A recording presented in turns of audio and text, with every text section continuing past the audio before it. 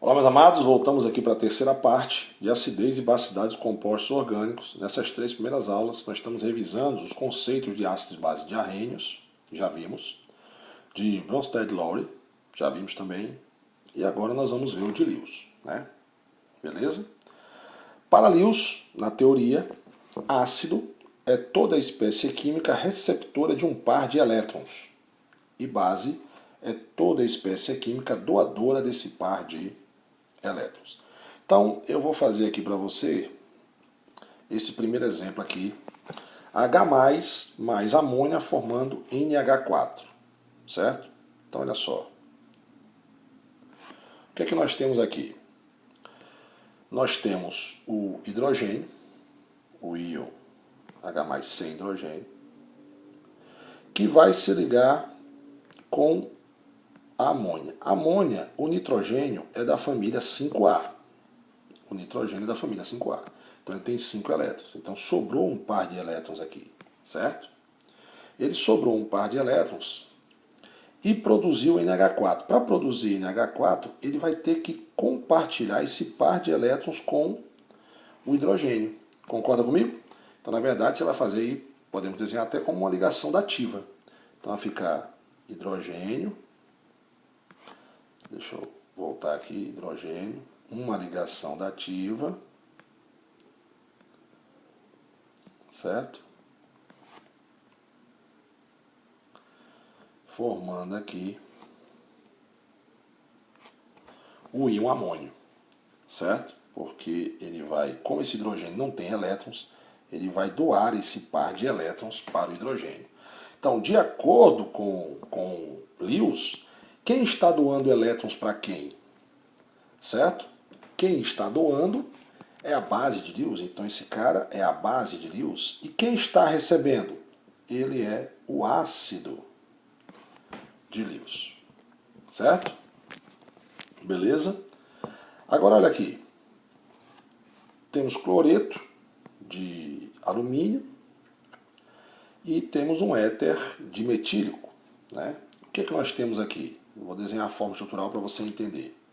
Eu tenho o alumínio, família 3A, então ele já fez as 3 ligações dele. Concorda comigo? Ele não tem pares de elétrons sobrando para doar. E tenho aqui o oxigênio, certo? Família 6A,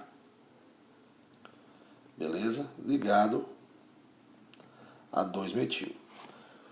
Só que o oxigênio sobrou sobrou 2 pares de elétrons, né? Desculpa, sobrou 2 pares, não, sobrou um par de elétrons, né? Ele já fez a ligação dele, sobrou 2 pares de elétrons, correto. E aí, para formar esse composto aqui, o que aconteceu? O hidrogênio, só quem pode doar pares de elétrons aqui é o oxigênio. Então, o oxigênio vai doar um par de elétrons para o alumínio. Então você teria essa estrutura aqui, ó, certo? Você teria Al, deixa eu fazer aqui, você teria o alumínio ligado aos 3 cloros, certo? E o oxigênio que está ligado aos 2-metil aqui, ó, fazendo uma ligação dativa para o alumínio, certo? E sobrando um par de elétrons, né? Beleza? Então, quem doou para quem aqui? Quem doou para quem? Certo? Foi o éter de metil que doou para o cloreto. Então, de acordo com quem doou o par de elétrons, é a base de Lewis. E quem recebeu é o ácido de Lewis. Quem recebeu esse par de elétrons, né? Ok, meus amados? Vamos ver esse outro exemplo aqui agora. Olha só. O que é que eu tenho aqui? Eu tenho o hidreto de boro e a amônia, né? Então eu tenho aqui o hidreto de boro, boro família 3A, já fez todas as suas ligações. Então está aqui o hidreto de bório, não tem elétrons, mas ele pode receber um par de elétrons, então ele pode ser um ácido de Lewis. A amônia, como a gente já viu no primeiro exemplo, família 5A, ela vai sobrar um par de elétrons, então ela pode ser uma base de Lewis, porque ela pode doar esse par de elétrons, e é o que vai acontecer para formar esse composto aqui, certo? E aí você teria o quê? Você teria uma ligação coordenada dativa, né? Aqui, ó, o hidreto de boro recebendo essa ligação dativa da amônia. Beleza? Então,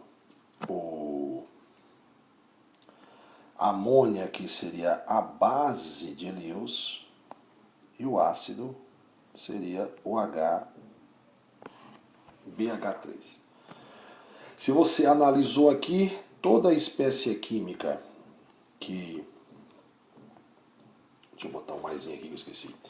Toda a espécie química que não tem pares de elétrons, não tem pares de elétrons sobrando, como o H+, como o alumínio, que foi o átomo central aqui, o átomo central aqui foi o boro, não sobrou pares de elétrons, todos eles foram ácidos de Lewis, porque pode receber um par de elétrons. E toda a espécie química que sobrou pares de elétrons no átomo central virou base de Lewis, porque pode doar um par de elétrons. Ah, professor, então eu posso concluir que se sobrou pares de elétrons,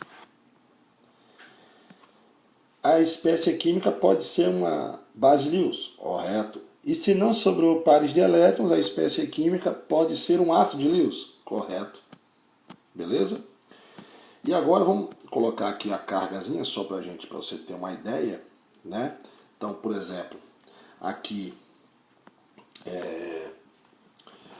deixa eu mostrar aqui para você. Então eu podia representar aqui dessa forma, ó, só para você ter uma ideia. Eu podia representar aqui assim, ó. Deixa eu aumentar a tela. Hidrogênio, NH3 e um mais aqui, ó. Isso aqui é a carga formal, né? Por que a carga formal? Porque eu vou ensinar ainda a carga formal, né?